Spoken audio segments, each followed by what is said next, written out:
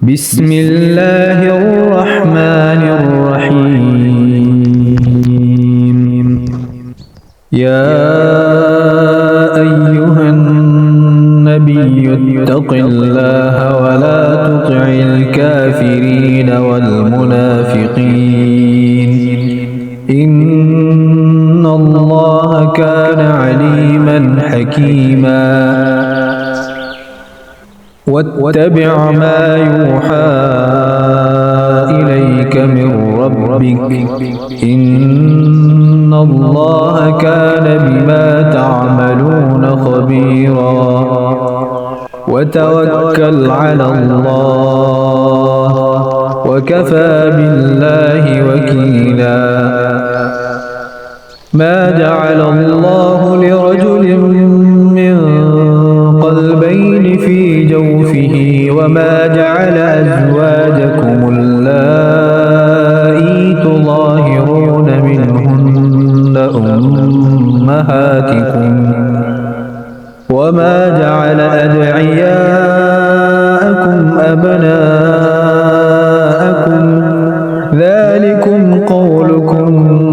بأفواهكم والله يقول الحق وهو يهدي السبيل. ادعوهم لآبائهم هو أقسط عند الله فإن لم تعلموا آباءهم فإخوانكم في الدين ومواليكم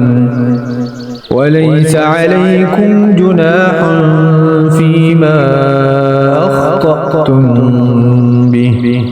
ولكن ما تعمدت قلوبكم وكان الله غفورا رحيما. النبي أولى بالمؤمنين من أنفسهم وأزواجه أمهاتهم وأولو الأرحام بعضهم أولى ببعض في كتاب الله وأولو الأرحام بعضهم أولى ببعض في كتاب الله من المؤمنين والمهاجرين إلا أن تفعلوا إلى أوليائكم معروفا كان ذلك في الكتاب مسطورا. وإذ أخذنا من النبيين ميثاقهم ومنك ومن نوح وإبراهيم وموسى وعيسى بن مريم وأخذنا منهم ميثاقا غليظا ليسأل الصادقين عن صدقهم وأعد للكافرين عذابا أليما.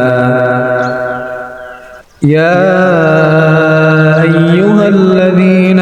آمنوا اذكروا نعمة الله عليكم إذ جاءتكم جنود فأرسلنا عليهم ريحا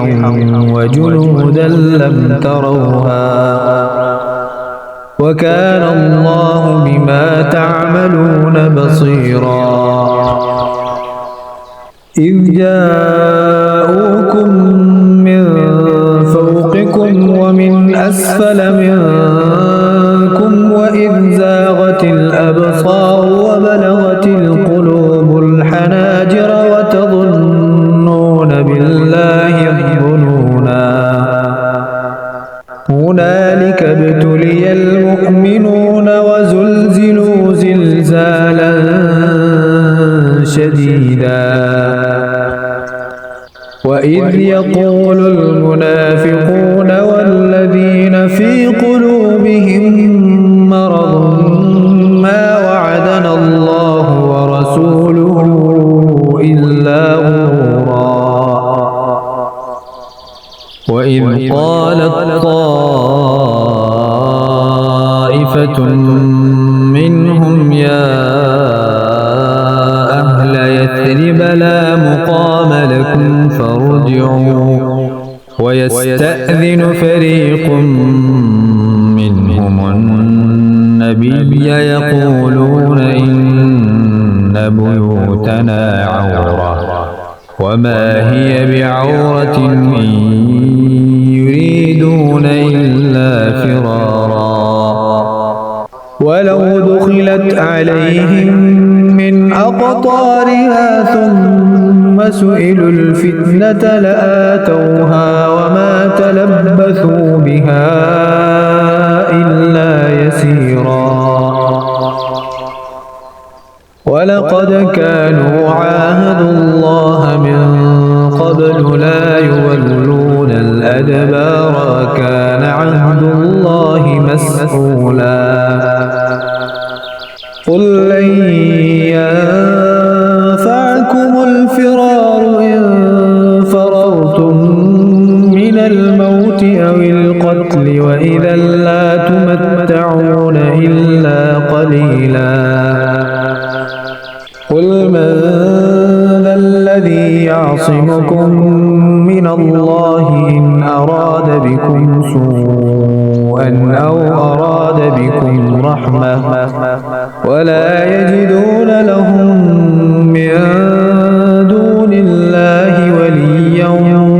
ولا نصيرا قد يعلم الله المعوقين منكم والقائلين لإخوانهم هلم إلينا ولا يأتون البأس إلا قليلا أشحة عليكم فإذا جاء الخوف رأيتهم ينظرون إليك تدور أعينهم كالذي يغشى عليه من الموت فإذا ذهب الخوف سلقوكم بألسنة حداد أشحة على الخير أولئك لم يؤمنوا فأحبط الله أعمالهم وكان ذلك على الله يسيرا يحسبون الأحزاب لم يذهبوا وإن يأتي الأحزاب يودوا لو أنهم بادون في الأعراب يسألون عن أنبائكم ولو كانوا فيكم ما قاتلوا إلا قليلا لقد كان لكم في رسول الله أسوة حسنة لمن كان يرجو الله واليوم الآخر وذكر الله كثيرا ولما رأى المؤمنون الأحزاب قالوا هذا ما وعدنا الله ورسوله وصدق الله ورسوله وما زادهم إلا إيمانا وتسليما من المؤمنين رجال صدقوا ما عاهدوا الله عليه فمنهم من قضى نحبه ومنهم من ينتظر وما بدلوا تبديلا ليجزي الله الصادقين بصدقهم ويعذب المنافقين إن شاء أو يتوب عليهم إن الله كان غفورا رحيما ورد الله الذين كفروا بغيظهم لم ينالوا خيرا وكفى الله المؤمنين القتال وكان الله قويا عزيزا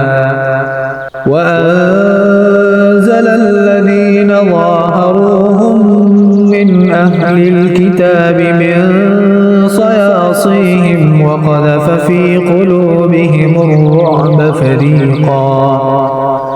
وقذف في قلوبهم الرعب فريقا تقتلون وتأسرون فريقا وأورثكم أرضهم وديارهم وأموالهم وأرضا لم تطئوها وكان الله على كل شيء قديرا. يا أيها النبي قل لأزواجك إن كنتن تردن الحياة الدنيا وزينتها فتعالين أمتعكن وأسرحكن سراحا جميلا. وإن كنتن تردن الله ورسوله والدار الآخرة فإن الله أعد للمحسنات منكن أجرا عظيما. يا نساء النبي من يأت منكن بفاحشة مبينة يضاعف لها العذاب ضعفين وكان ذلك على الله يسيرا. ومن يقنت منكن لله ورسوله وتعمل صالحا نؤتها أجرها مرتين وأعتدنا لها رزقا كريما. يا نساء النبي لستن كأحد من النساء إن اتقيتن فلا تخضعن بالقول فيطمع الذي في قلبه مرض وقلن قولا معروفا. وقرن في بيوتكن ولا تبرجن تبرج الجاهلية الأولى وأقمنا الصلاة وآتينا الزكاة وأطعنا الله ورسوله إنما يريد الله ليذهب عنكم الرجس أهل البيت ويطهركم تطهيرا. واذكرن ما يتلى في بيوتكن من آيات الله والحكمة إن الله كان لطيفا خبيرا. إن المسلمين والمسلمات والمؤمنين والمؤمنات والقانتين والقانتات والصادقين والصابرين والصابرات والخاشعين والخاشعات والمتصدقين والمتصدقات والصائمين والصائمات والحافظين فروجهم والحافظات والذاكرين الله كثيرا والذاكرات أعد الله لهم مغفرة وأجرا عظيما. وما كان لمؤمن ولا مؤمنة إذا قضى الله ورسوله أمرا أن يكون لهم الخيرة من أمرهم ومن يعص الله ورسوله فقد ضل ضلالا مبينا. وإذ تقول للذي أنعم الله عليه وأنعمت عليه أمسك عليك زوجك واتق الله وتخفي في نفسك ما الله مبديه وتخشى الناس والله أحق أن تخشى تغشاه فلما قضى زيد منها وطرا زوجناكها لكي لا يكون على المؤمنين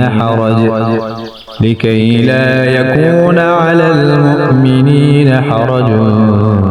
في أزواج أدعيائهم إذا قضوا منهن وطرا وكان أمر الله مفعولا ما كان على النبي من حرج فيما فرض الله له سنة الله في الذين خلوا من قبل وكان أمر الله قدرا مقدورا الذين يبلغون رسالات الله ويخشونه ولا يخشون أحدا إلا الله وكفى بالله حسيبا ما كان محمد أبا أحد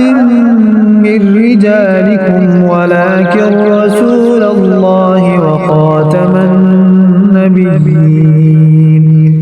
وكان الله بكل شيء عليما يا أيها الذين آمنوا اذكروا الله ذكرا كثيرا وسبحوه بكرة وأصيلا هو الذي يصلي عليكم وملائكته ليخرجكم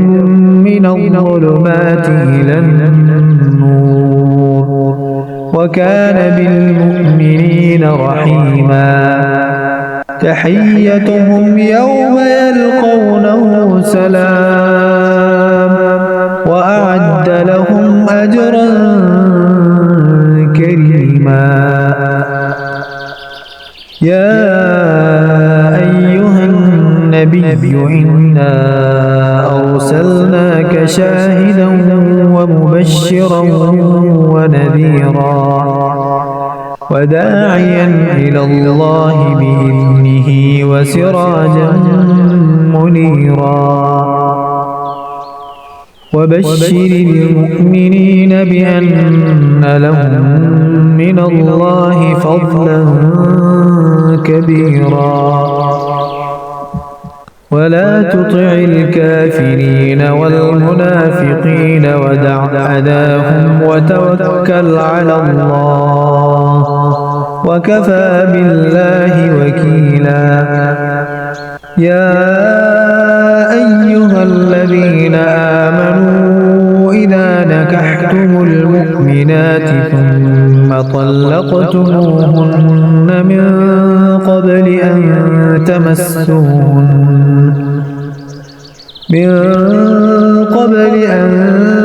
تمسوهن فما لكم عليهن من عدة تعتدونها فمتعوهن وسرحوهن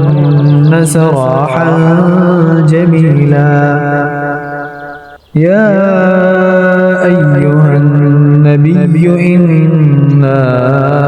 أحللنا لك أزواجك اللاتي آتيت أجورهن وما ملكت يمينك مما أفاء الله عليك وبنات عمك وبنات عماتك وبنات خالك وبنات خالاتك اللاتي هاجرن معك وامرأة مؤمنة إن وهبت نفسها للنبي إن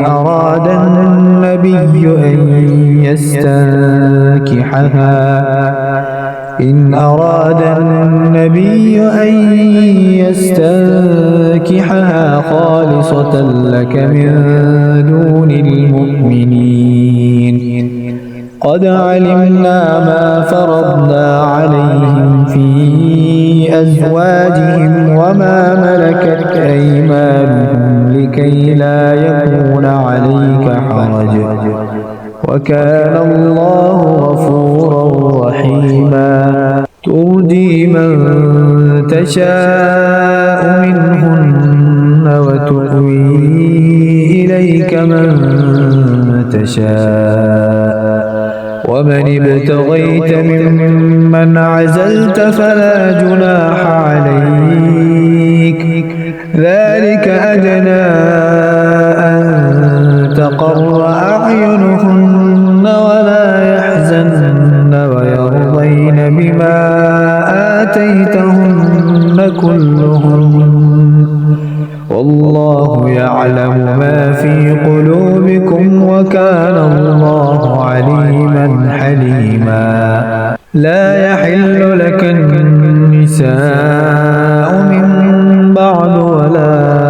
أن تبدل بهن من أزواج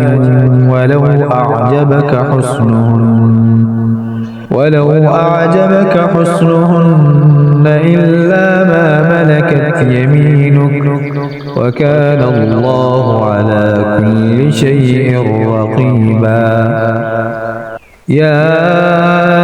أيها الذين آمنوا لا تدخلوا بيوت النبي إلا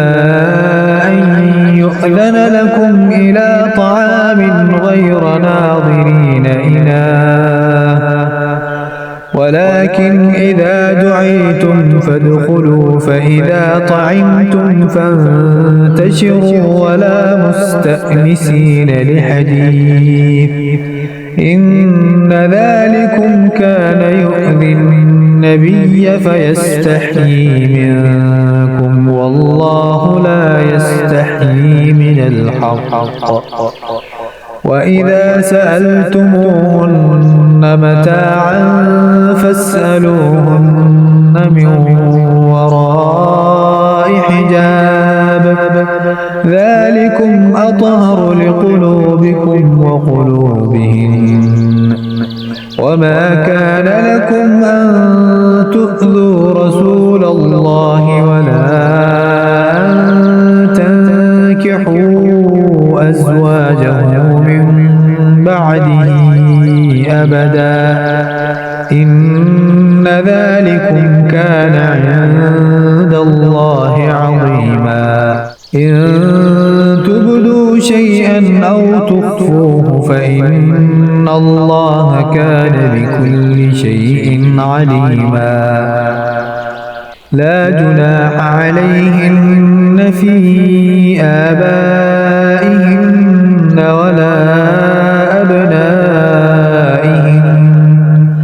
ولا أبنائهن ولا إخوانهن ولا أبناء إخوانهن ولا أبناء أخواتهن ولا نسائهن ولا ما ملكت أيمانهن واتقين الله إن الله كان على كل شيء شهيدا إن الله وملائكته يصلون على النبي يا أيها الذين آمنوا صلوا عليه وسلموا تسليما إن الذين يؤذون الله ورسوله لعنهم الله في الدنيا والآخرة وأعد لهم عذابا مهينا والذين يؤذون المؤمنين والمؤمنات بغير ما اكتسبوا فقد احتملوا بهتانا وإثما مبينا يا أيها النبي قل لأزواجك وبناتك ونساء المؤمنين يدنين عليهن